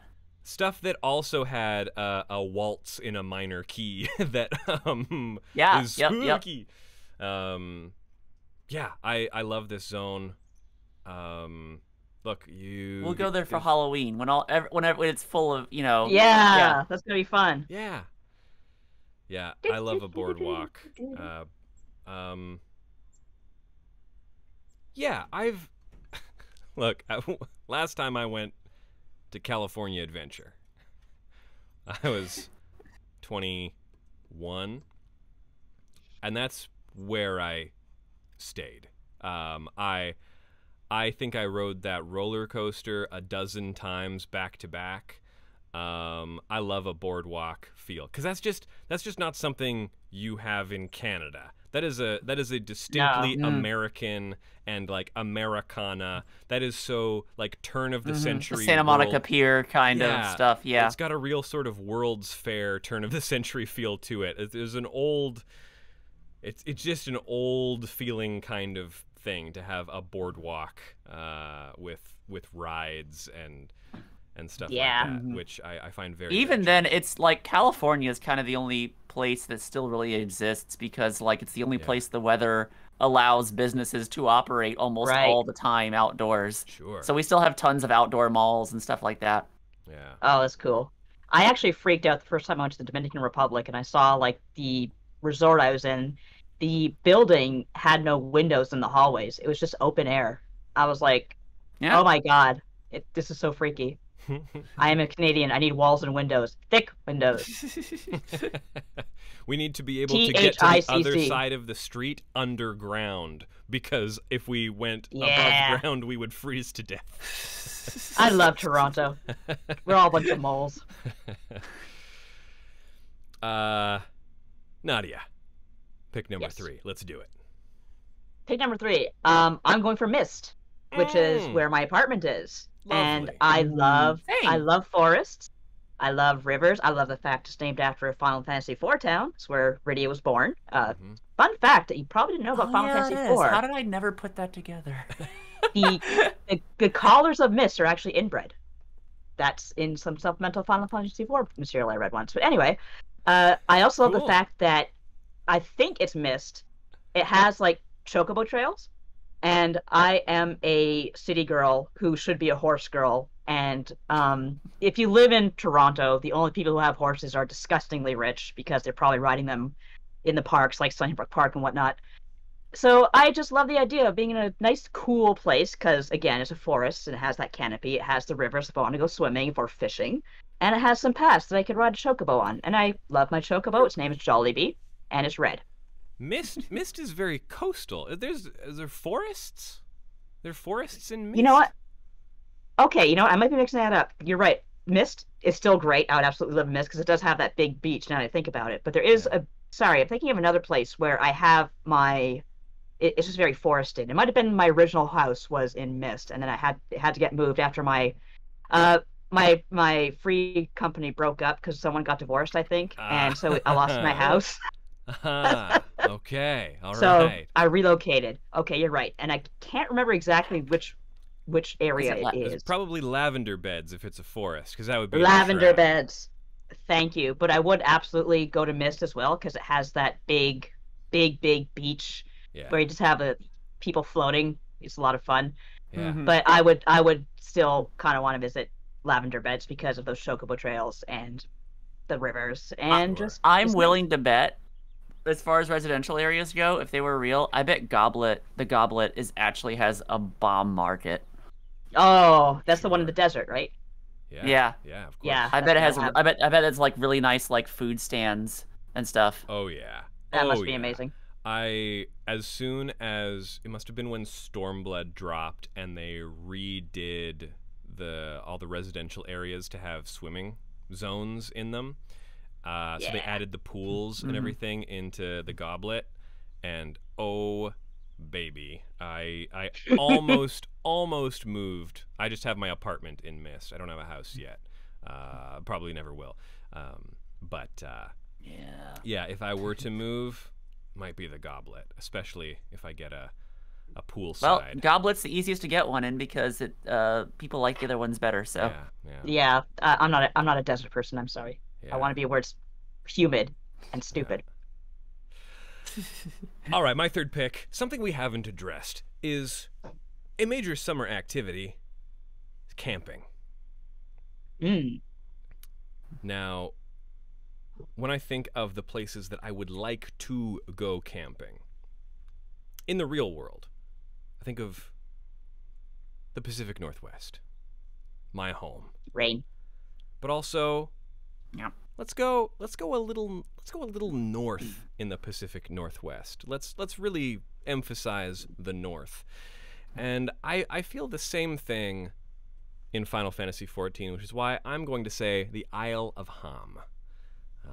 We're going to the Aether Font because you start out. First of all, you start out on ice floes with polar bears. Hell yeah! I'm going to eat them someday. She really wants to eat those polar bears. I want to know what they taste like. I bet they're really good. Yeah, she did it. Well, yes. Okay. Also, when you get to go there with Wuk Lamat in the 6.55 whatever, and they open up that gate and they let you just wander around further in that zone, it's what I want. It's what I want in every single dungeon. Just pick a couple places where you're like, we'll let them wander a little bit. I want it so bad. I want to wander out into the farmland of Holminster Switch. Like I want exploration mode. I want exploration mode to feel like I get to explore a little bit. You know what I mean? So I understand that. When they did that in the Aether Font with Wuk Lamat, and we get to wander the area and go up to that building that was only in the background before, I was like, I love it. But also, I love, like, it's boreal. It's beautiful. The views are incredible. It would be a little chilly. I love camping and being a little bit chilly. Something about it rules. You just like that friction in your life. Yeah. I desperately want to go camping overnight one day in one of the Channel Islands. And out off the coast of like SoCal, like Santa Cruz Island, or something. Oh, you have to take a ferry out there. Only one of them has any human settlement on it. Wow. Let's go. Well, Let's okay, go. one does have ranger stations and stuff, but Sure. Yeah. I used to go camping when I was younger. I can't remember exactly where it was, but it's definitely in the wilds of Ontario, and Ontario has a lot of wilds. And it was like really hardcore camping, like talking about like tents and go pee in the woods. And there was an outhouse, and this didn't happen when I was there, but there had been instances of porcupines in the outhouse. So that was some good ass camping right there. Pretty good. Also, the Isle of Ham, I believe, is the most northern we've been, which means it's the closest we've been to Eorzea, which is, of course, my Warrior of Light's home. And God, just let us go. Is it more there. north than Garlemald? And like Lapis Manalis? I believe it is. Because even Lapis Manalis, I think, is southeast of Garlemald proper. Yeah. It's quite north. Might have to look at a map for that. Yeah, I'm looking at a map right now. We're going to Canada. Yeah, it is. Well, it's about equal with Garlemald. Yeah, Eorzea is definitely more. Yeah. We gotta go there someday. Come on. Well, we're getting there. We're slowly crawling our way north. No, we're not. We went west, and then we didn't even get as far north as I wanted to when we went west. And now we're probably going to go to Maricidia or Corvos or something. Yeah. Frick, I want to go to Maricidia just like completely. I should have put that on my list. Damn it! Just like bombed out Final Fantasy 14 Australia. Shit. What's not to love? Sena, pick number 4. Pick number 4. Okay, we've been to the highest mountain.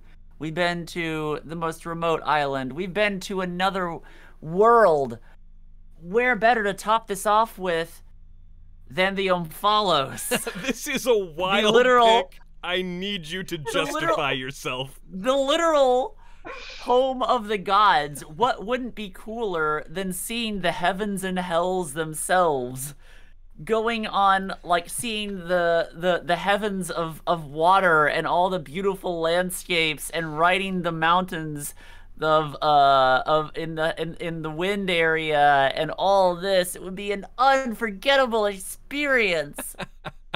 That's one word for it. The heavens of I guarantee I am the heaven of lightning would be like a science museum, 100%. That big huge tower of lightning or whatever, that would be yeah. The Spire, as it is known. The Spire, yes. Astrologists. Yeah. I like this pick simply because and you learn a lot of history too. Yeah, I wasn't a huge Myths of the Realm fan, but I was, prior to it, a big fan of 12 lore. I like the creation myth. I like all the stuff about the heavens and hells. I think it's a lot of fun. I think Myths of the Realm kind of removed some of the mystery and beauty around that, which is too bad. But anyway. Has some banger-ass songs, though. Oh, yeah. Yeah, it's got a couple. I think they're before I became FF14 famous or infamous, depending on your view, for voicing a character in it. I did have a viral tweet where I put Menfina's theme over the OP to Vision of Escaflowne, and it matches up perfectly. I was like, when I heard that theme, I was actually getting over. I was like in the thick of COVID. I had like this really high fever. Oof. And I was just. It made me so happy that there was a song about the moon cats that I broke my fever temporarily. Hell but yeah! I was just so thrilled. I was like, wait, these lyrics! This is all about the moon cats. This is all about them losing their virginity. I love this. I mean, it is. Is it? I don't think I've looked at the lyrics that closely, but is that basically the song is a hymn to Menfina and finding love. Basically, going out. It's a song about a Mikote moon girl going out for the first time to find her love, and there's like a heavy insinuation that they'll mate because that's what moon cats do. They don't really, they just kind of meet up and do the thing. Dedicated. Look at the lyrics sometime. They're good enough to break my fever. Wow. I'm looking it up right now. Yeah, She hears my song tonight, dedicated to my life. Is it specifically about a keeper of the moon? I mean, it's Menfina is the goddess of the keepers of the moon. Well, sure. Yeah, I don't know. We'll dissect this another time. You may be projecting. You may have some wishful thinking. I am not projecting. No, it is not wishful thinking. I am not projecting. Chat, back me up on this. All right. Speaking. Okay. I do want to say about Omphalos. I do wish we got to see the hells. If we ever get a follow-up, take us to the hells. Let's do it. Everybody's screaming, flailing their arms. Well, in the same expansion, we had Pandemonium. Yeah. Oh, I freaking love Pandemonium. While it wasn't the FF2 content I had hoped for, right, it was still very much hell. Yeah. It was great. Let's be real. I love Athena. So does Victor. Well, yeah, if you loved Athena Maybe so much, why didn't you vote for her in the Valention's Day special? So, what's the 7th hell? It's 7 hells. That's the thing, isn't it? I think that's... We don't know? Yeah. There's the assumed 7th hell. Yeah. I think that's the fun of it. When they say go to hell, they mean look forward to the trip. I think well, when I wrote for Fanbite, I did a breakdown of the heavens and hells and the 12 before Myths of the Realm came out. And some people might know that each of the hells are 4 different kinds of people. Really? There's a place for philanderers, So very, and very depending on the to, crime. Paradise Lost. So, I was model. gonna say, are like Dante's Totally. Inferno, basically. Yeah. Pandemonium being pandemonium. Well, Pandemonium's not one of the hells. Oh, I thought it was. There's a city in Pan. That's right. It's a city in hell. Yes. Here be lions, follow me. All right. Speaking of moons, Nadia, give us your 4th pick. I'm going to the moon. Moons, maybe. I loved the moon in Endwalker. I still love it. It's just such a beautiful, beautiful place to hang out and listen to that music. And when I first went to the moon, I was kind of angry because they didn't have the Final Fantasy IV moon theme. But then I kind of listened to the song they had going on. It's a very sad kind of song. Like, you can kind of hear the chanting in it. You just figure it's the ancients who have been left there. And then I was redeemed when they used the actual FF4 moon music on the shard. Yeah. The moon there, which is like dead and red. Yeah. Redemption. So that fits so much better. But I would probably spend most of my vacation time in the regular non-effed up moon. Because first, you have a lot of interesting stuff there. If you don't, maybe not a lot of sightseeing, but you could talk to the Watcher. Like, I would talk to the Watcher for hours, just to get his opinion on things. Like, just to get what's his your favorite video game? And of course, I adored the Droputs. I would hang out with them, and Doggy, Argos. He's there, and of course the Allegan ruins that are. They just crashed some shit on the moon, and the Droputs were like, maybe we should just leave this alone. And it's still there, and it's a really cool font of information and whatnot. And it has ancient Allegan technology just hanging out forever because they're just on programming. Yeah, I love that. That's unfortunately, we first need to wait for Jefavos Befsezos, the Lalafell member of the Syndicate, who we haven't met yet, to do his vacations up there first before they decide to make it affordable enough for us peons. Yeah. Yeah. It's I mean, don't they sort of explain that away a little bit in Cosmic Exploration? There's a bunch of people. Oh yeah, we had to get permission from the Garleans first. Yeah. Hey, Garlemald, can we fuck up the moon? Yeah, sure. We're not using it. Can we use your fucked up tower that scares the shit out of your people? This the big demonic one. This was close to being one of my picks because in the real world, the moon is my favorite thing. Yeah, me too. When I went to Griffith Observatory for the first time, I love Griffith. Looked through the telescope and saw the moon as close as I've ever seen it, I wept because I love the moon so goddamn much. And because of that, because of my reverence for the moon and how much I adore it, 14's interpretation of the moon has fallen a little flat for me. Boo! Wrong. Hiss. I haven't loved it as much as I thought I would. And for that reason, I did not put the moon on my list. But I'm glad it's on yours, Nadia. It's just not quite. I love the moon. It's not quite what I want from the moon. It's also, like, I have to say, maybe it's just a mystical thing for me because as a city kid, of course, I saw the moon, but I did not grow up seeing the stars and all that very often. Like, the first time I saw the stars was we went on a field trip, like an overnight field trip in grade 5, and it was in the middle of the woods, and actually my mom woke me up because she was a chaperone on the trip, and she's like, come out here, and I saw the stars for the first time, and it was just like, holy shit, I could drown in this. And then I went to the Greenbrier for the Fallout 76 preview event, and I was like, you know what? It's really nice here. It's really dark because it's a big, like, golfing resort. I'm gonna go stand in the middle of a field and see if I can see the stars. So I got far, far away and praying to God nobody from security found me. And I stood in the middle of a field and I looked up. I'm like, wow, stars. And then the sprinklers came on because it was a golf field. Yeah. So Of course. I got soaked, but it was worth it. I love the moon. I love the stars. I like space. Yeah, me too. Moon's the best.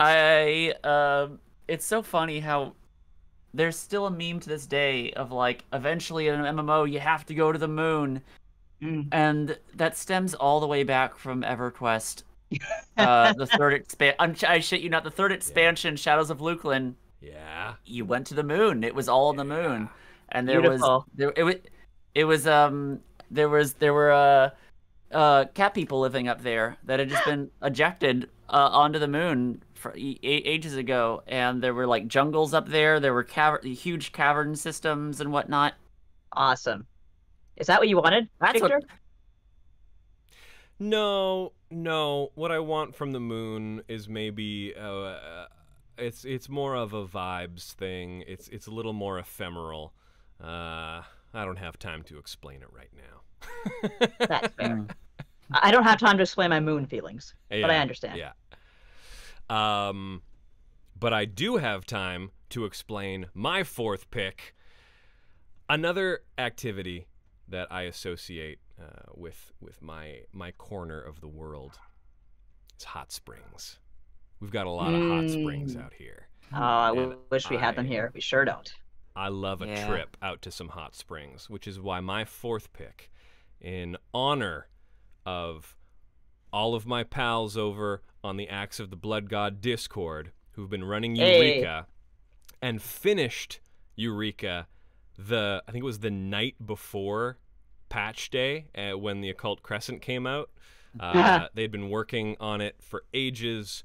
Finally wrapped it up for most people that were involved. Good job, guys. That's why my pick, in honor of those hardworking Discord members, is Pagos. Specifically, geothermal studies. Because arriving in Pagos for the first time is intimidating. It is the zone where you have to walk through areas or you will wake up sleeping dragons, which are a higher level than you can possibly be in Pagos and will kill you all. They want the springs for themselves, man. It also borrows some ideas from Final Fantasy XI in that there are many places where you just have to spend a lot of time getting up somewhere very, very high, and then you have to drop down to somewhere very, very low and hope that you did it right and land in the right spot. Land on a dragon. Yep. Otherwise, you have to walk all the way around and try to get back. Good old Ulugaron range. Oh yeah. Oh yeah. We're gonna get there soon in Chains of Promathia on the streams. Let me tell you. I love areas like that in MMOs where you feel like you are so far from civilization. Like you have to like, okay, we start at this city, then you have to go through here, then here, then here, then here, then here. You're like 6 zones away from civilization. You're like, I am so far out here. Yeah. I love it. You know what I thought you were gonna say, Victor, was I might be getting the name wrong, Camp Bronze Lake, where they have the Wounded Warriors deal. Yeah. Which I always thought was Lenosha has some good hot springs. The Hermit's Hovel. Hermit's Hovel was I love the Hermit's my Hovel. pick. You can't go there in Balmond. Trust me, don't go there in Balmond. I bet. It's very busy. Can I have a very brief story about Costa del Sol? Yeah. Where my friends and I, some of whom are in the chat, we gathered for Labor Day in Costa del Sol, Bloodshore.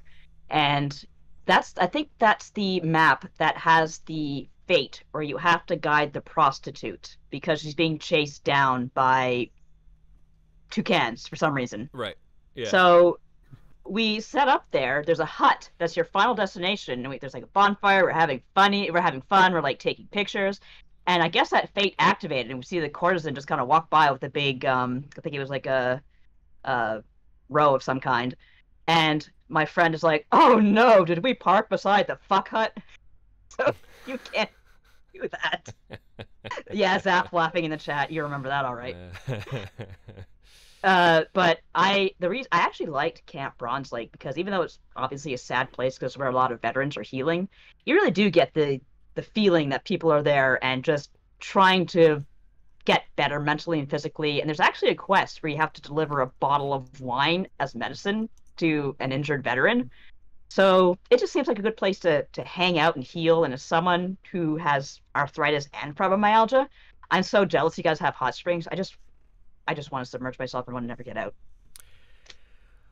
Well, I picked Pagos and the geothermal studies because not only is there a beautiful, lovely little rundown Sharlayan research hut right next to the hot springs, which I just think is so cozy. Not a fuck hut. And would love to, like, I would love to camp in that area, use that hut. But the hot springs, it's like one of those huts they have, like the little huts they have in like the Swiss Alps, where it's like, it's there for use by campers. Totally. Yeah. It's also where King Arthro spawns, and he has a tiny, tiny chance of dropping a blitz ring. And dang. I want that blitz ring real bad. Sena, it's time to give us your final pick. I was hoping you'd make me last so I could deliver the punchline at the very end.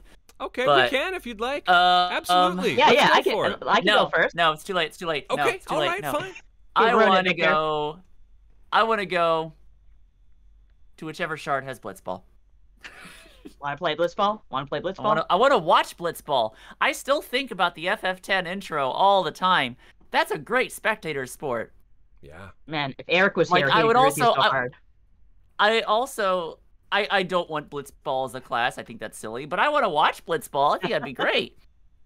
I also want to lump in this, like, just sort of like spectator sports in general, like going on a vacation somewhere, like to Solution 9 because you got tickets to the grand finale of the Arcadian between the newcomer and the greatest champion to ever live, that kind of stuff.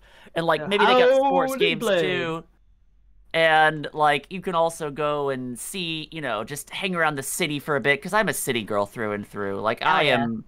You said you're a city girl who's meant to be a horse girl. I'm probably a horse girl because I'm from Kentucky, and I can't help it. We're all, unfortunately, horse girls there, who is meant to be a city girl. Like, I want to live in the big fucking city. And I'm certain there's some shard out there that is very Spira-esque, and they got Blitzball there, and I want to be in the crowd, and I want to get splashed in the water when someone makes a huge play, and be like, yeah!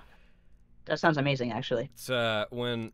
And then hopefully Sin doesn't come to destroy the city while we're listening to rock music. Hopefully that doesn't happen, but, It's, it would be cool if it did. He'd have rock music. Of course, when Stormblood was That was the first song Oh, sorry, go ahead. Oh, I just gonna say, when Stormblood was first announced and they introduced swimming, and then when they were showing off in the teaser trailer, you see the bubble surrounding Shisui of the Violet Tides. A lot of people were like, oh, they gotta give us Blitzball. And I kept saying, no, it's the wrong way around. You don't play Blitzball in air underwater. You play Blitzball in water in the air. You got your bubbles mixed up. Well, inverted bubbles, man. Yeah. Know your shit. What's wrong with people? I like Blitzball. I could never play it in FF10. I was stupid and I didn't know what I was doing. Oh, I'm terrible at it. Fun. Yeah, I didn't know what the hell I was doing. I'm okay. They make you play that one game and we lost, and I was like, all right, cool. But that one is also, you're kind of designed to lose that one. You have to be really, really, really lucky to win it. I definitely never got Waka's super weapon or whatever it is. Yeah. I think he needs the deck shot or something like that. They're like, use the jack shot, and I failed it. I was like, oh well. My dad hates me, and this is why. Then Titus is like, I never could get it right. And Jackson in the background like, you never could get it right, boy. Yeah. You suck. During lockdown, me and some friends were doing a game club, and one of the people in this game club, interesting person, insisted that she, on her very first playthrough of Final Fantasy X, she wasn't going to do it unless she could platinum it.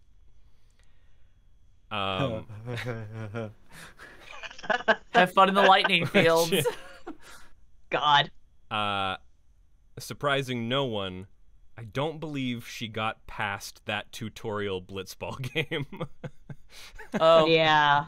Oh dear. I was gonna say, was this anything? Is platinuming FF10? I assume is much like the original achievements on Xbox 360 for FF11, which nobody got all of them. Oh my god!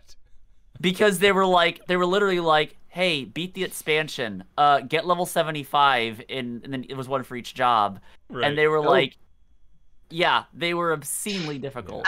Yeah. Not as bad as FF9's achievement where you have to get, I believe, 200 or 1,000 jumps in jump rope. Yes. Silly. It was ridiculous. very silly. Very silly. Achievements are a blight on video games, and the I do not chase achievements. Yeah. Ever. Yeah. Platform-wide achievements, I will say. In-game achievements, fine, do whatever. But platform-wide, it has broken everyone's brains. We're all busted. All right, Nadia, let's hear it. My final pick for a destination spot is my island, because I built it up to the maximum, and it is called Eorzea. And I let all my minions loose, and I turned into a capitalist hellhole. But it's really nice, has a really nice beach, and lots of nature, of course. And I don't know if either of you have done the island expansion thing to its peak, but Not when to you its peak. Oh, you should, because, people visit your island, and if you finish, the last visitors you get is a lesbian beach party. You get, shoot, what are the names from the steppe? The really vicious girl who has the Sadu. dark skin. You get yes, Sadu yes. and Sira. My wife, yeah. Sadu and Sira. And they visit, and it's great. It's just a really fun little sequence, and I loved building up my island. I got almost all actually I got all the mounts from it, because you get an alligator. You get an alligator mount. Come on. You get you get a tractor, like an isekai tractor. You get a motorcycle. It was a motorcycle I really wanted, because it's like, I don't care that much about motorcycles, but something about that really trashy looking motorcycle spoke to me. Yeah. So I got it. I love motorcycles. I want it. I am terrified to ride them, but I love looking at them. You're a Vespa gal, aren't you? I am a Vespa gal, yep. Yeah. Are you really? Oh, see, a Vespa Yeah. I would ride. Yeah. The problem with me and I would vehicles- love a regular motorcycle, but I'm so terrible when it comes to manual Yeah. transition. Sure. It's I just Specifically, always when over. you start it, I cannot start. Like, I'm so bad. Once I'm going, it's like from like second to third to third to fourth, easy. Starting manual transition, can't do it with motorcycle, can't do it with cars. And if you Can't can't figure do it it with a out. motorcycle, you can't get that start, that really cool start. Why bother, right? Yeah. Yeah, absolutely. So I would. I do wish I could rev my Vespa though. I want just a clutch just for that, just for that. Just a. I do want a Vespa. I would ride a Vespa. Do Being you- small, I have a hard time with big vehicles, so I'd want a small vehicle. Do you have a motorcycle mount of choice in 14? Either of you? I bought the expensive one. I did buy the one, the drone one that kind of splits into 4 wheels and flies. Yeah, I bought that. The air cycle. I love that. I think my favorite is still the island motorcycle, because it's just simple. I don't like big bulky motorcycles. I like thin ones. I like small things. I like small sleek things. Yeah. But I do love my air wheeler, and I am going to go for the Back to the Future car next when that comes out. Are you? Because that's Wait, they got a DeLorean in game? Oh wait, that's a Savage thing, isn't a it? Savage, yeah. I might get my All right. just to show off to my husband.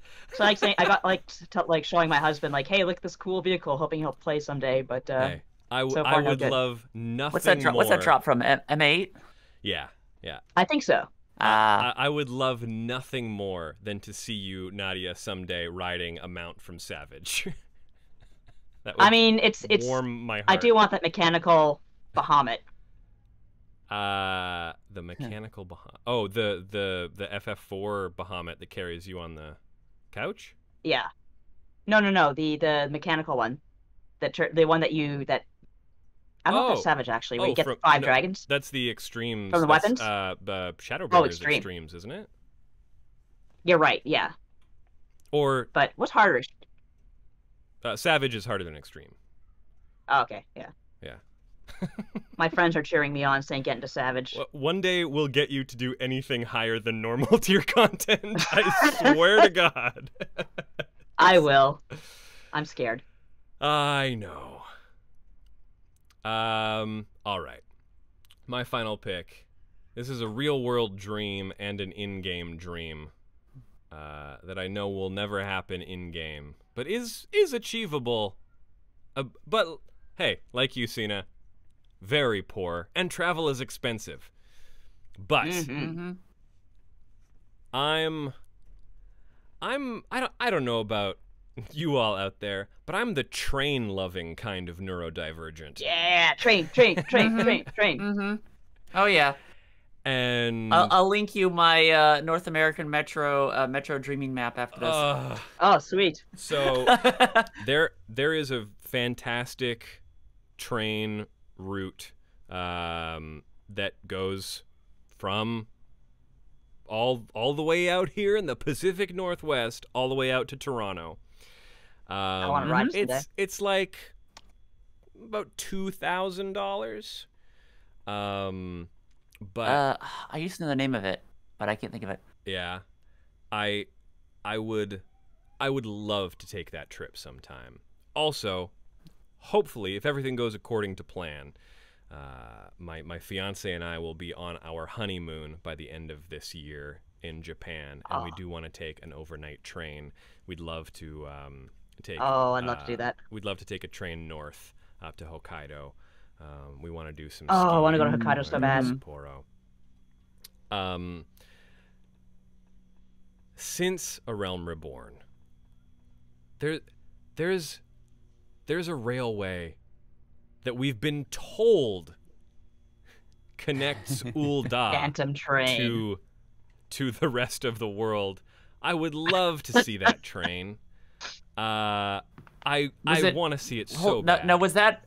I mean, I know there was the one they used to funnel prisoners from Castum Century to the Praetorium. The original Doom train that we never actually saw. We never get to see that one because there is the railroad Probably for the best. In northern Thanalan. There's some in central Thanalan as well. We also get the railroad. Well, we get the carts in Amarang, which is not the same. I get it. Those guys are cute, but it's not a train. I need a real train.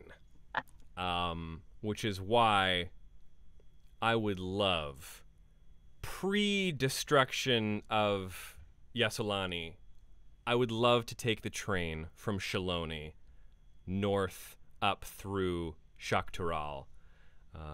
Absolutely. Especially because if you look at the Yassolani ruins, that railroad goes off in a bunch of directions. It looks like it could go forever.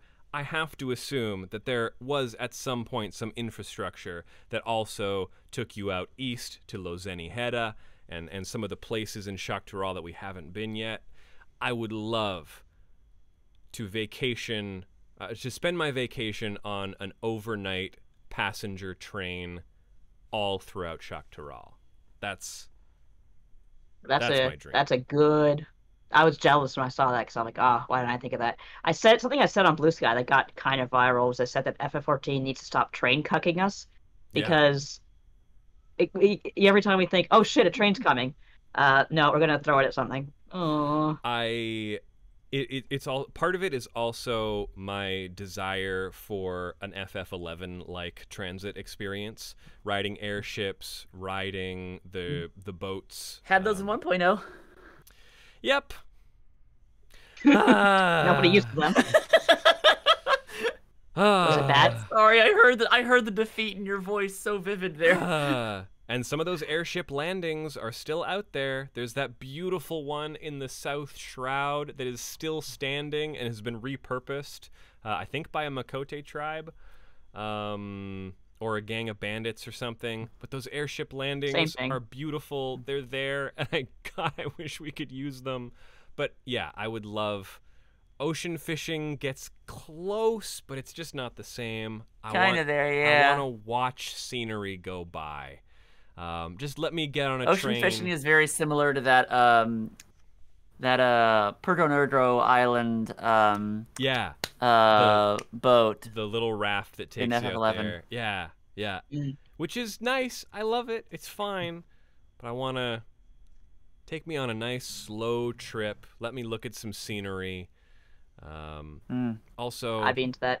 Some of my favorite Final Fantasy environments have been trains. From the Phantom train to riding the train through Midgar, to the to Paper Mario Chapter 1000 Year Door Chapter 6. Hell yeah! Well, Excess Express, baby. I was gonna say the train stage in Final Fantasy Crystal Chronicles: The Crystal Bearers, which is also a stealth segment where you're avoiding the security. What are they gonna do? Throw you out of the moving train? Yeah. Yeah. Love trains. Love train-based vacations. I just want to ride trains. That's my final. I understand you, Selfie. I understand where you're coming from. Yeah. Oh yeah. Train. That's it. Those are our vacation picks from the world of Eorzea and beyond. Thank you so much for joining us. Thank you, Sena, for being here. Always love having you on. Always happy to. It's so much fun to have you on. It was lovely to catch up. Is there anything you would like to plug or, hey, draw people's attention towards? Any causes you think are worth rallying behind? I kind of opened with that. Yeah. I have not announced this yet because I don't have a date or not really sure. I will be at Anime Expo, just wandering around being goofy.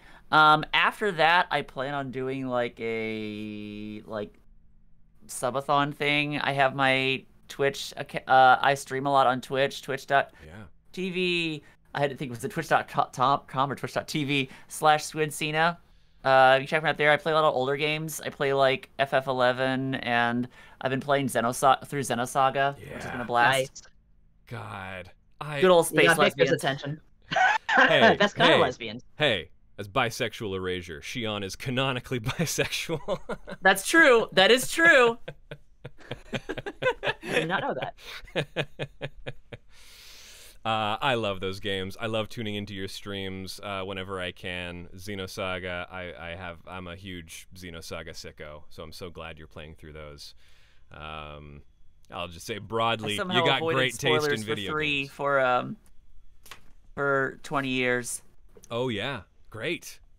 Yeah. Similarly, I somehow avoided Deltarune Chapter 2 spoilers for 4 years. So I'm very happy I did because I just played that Saturday, and that is peak. That game is great. Oh, good. Nice. I haven't played it yet. Can't wait to play 3 and 4. Yeah. I'm hearing good stuff. Yeah, that's where people can find you. That's the stuff you want to plug. Also, support striking voice actors. Yeah. Yep. They're fighting a really pivotal battle, I think. Hey, in general, let's support some of the causes going on. I was gonna say there's also some other big ones going around LA at the moment. There's a few going on that I think we could support and stick to our guns about a little. I would say. Yep. Chip in to some charities if you can. Yeah, support people who are fighting for a lot of different things, please. Nadia, anything else you want to plug before we head out? Well, of course, you should listen to Axe of the Blood God. We cover RPGs, old, new, Eastern, Western, and of course we are part of Sharlayan Dropout, so if you listen to one, you should be listening to the other, and if you're not, I am going to tell my mom, and she's going to call you, and she's going to be very angry. Also, just find me on Blue Sky at Nadia Oxford. You can also visit my Patreon, Patreon/, Nadia Oxford, where it's called the Video Games Writing Containment Unit, where I just kind of take some of my old writing from the years past that has been like thrown into the recesses of the coldest, darkest parts of the internet, and I just kind of rescue it and I put it up on my own site because, you know what? Fuck you. You're gonna throw up my writing? I'm gonna rescue it. Excellent. Hell yeah. As for me, at Victor E. Hunter over on Blue Sky. There's a dog. There's a dog barking. Doggy. That's a loud dog. Victor E. Hunter over on Blue Sky. We've also I've been guesting on some Blood God episodes. Usually I'm the editor over there, but we just did a wonderful Pantheon episode all about Vagrant Story with our friend of the show, John Learned. It's a fantastic episode. You can get that at the $10 tier over on patreon.com/bloodgodpod. For $5, you get these episodes ad-free, as well as the weekly episodes of Acts of the Blood God.